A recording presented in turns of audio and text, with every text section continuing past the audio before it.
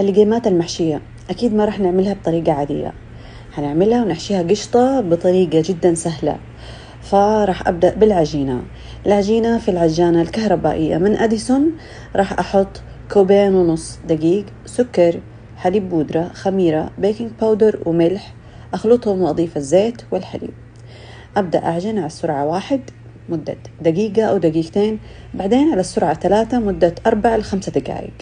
بعدين أتركها تخمر. بعد ما تخمر أبدأ أكورها، أتركها ترتاح ربع ساعة لما شوية يتضاعف حجمها، وبعدين أبدأ أقليها في القلاية الكهربائية من أديسون.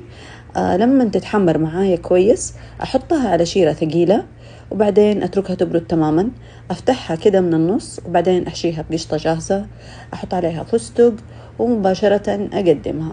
طريقة رائعة ولذيذة للقيمات المحشية مع القشطة، طلع طعمها جدا رائع وبالعافية.